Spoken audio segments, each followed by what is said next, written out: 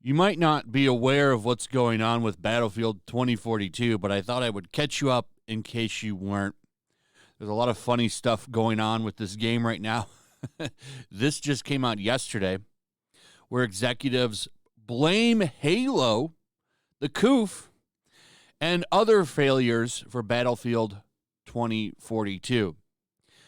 This game has really went downhill. I do believe Halo did play a part in this. I'm going to go over what they actually said just because I thought this was funny, especially considering the past with Battlefield 5. If you remember, they came out and said, if you don't like it, don't buy it. And people didn't buy it. People stopped buying it. I think they did manage to bring the game back from the dead a little bit towards the end, but I do believe that this hurt the Battlefield brand. I can't say how much this carried over in the 2042. Either way, it's very obvious that people are not happy with Battlefield 2042. And you can kind of see it in this petition, which now has over 200,000 people that have signed it, which is pretty impressive, of people that want refunds for spending $70 on a game. A lot of people are not happy because this game came out in November and it's still a shit show, which is a problem. It's another dent in the Battlefield brand. You already took a hammer to it with Battlefield 5 when you told people to not buy your game. And now you've released a rushed pile of shit, and people are furious. You can only do this so many times, EA, because there's options now. There's options. A lot of people moved on and are playing Halo. And unless you buy the Battle Pass, you can play that multiplayer for free. Now, you can really get an idea of how unpopular this game is if you go over to Twitch and you just go to browse and you take a look and see what's going on. The most popular games to watch are at the top, and it goes, lower and lower. Now, for an example, a game that's a little further down the list, right?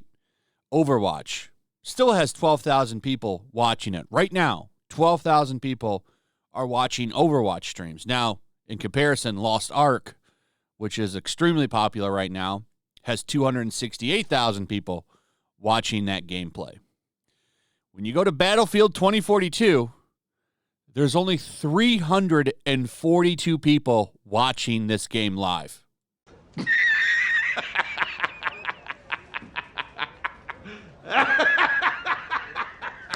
To be fair, Call of Duty Vanguard isn't doing that well either.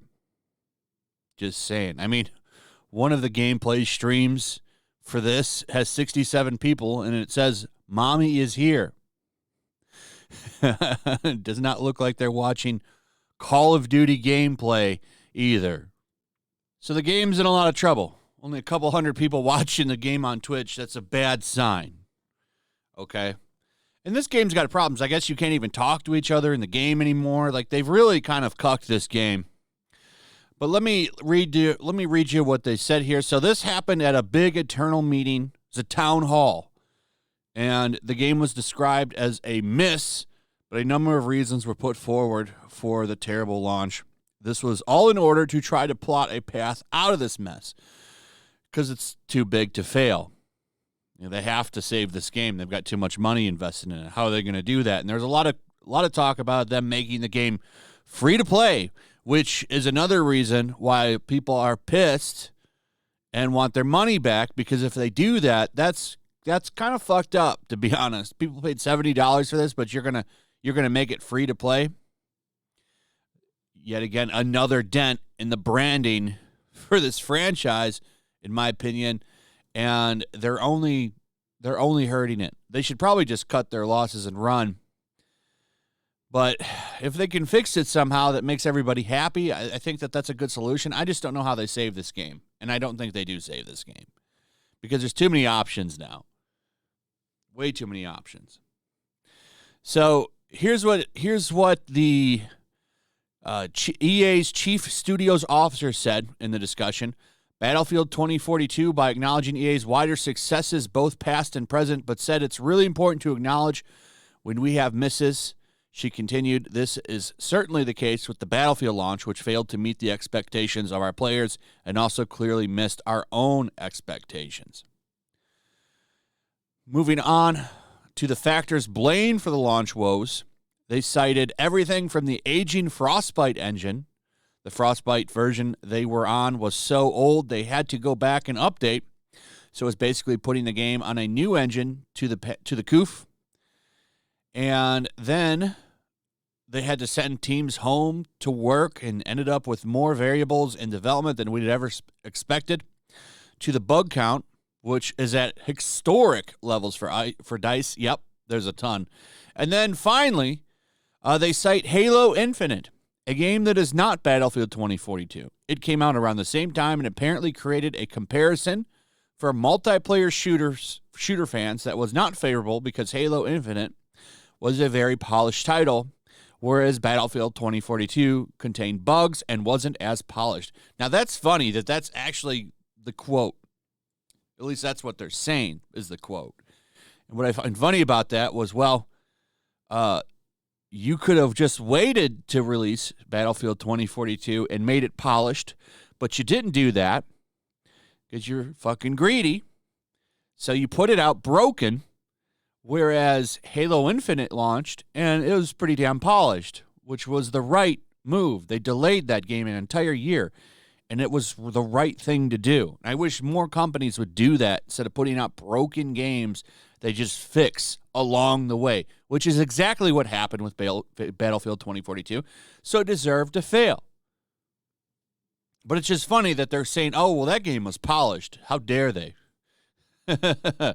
And you know what? What's funny is they did, if I'm remembering this right, so I could be wrong, but I want to say that they made Halo Infinite multiplayer open, like an open beta, 2 weeks before it actually came out.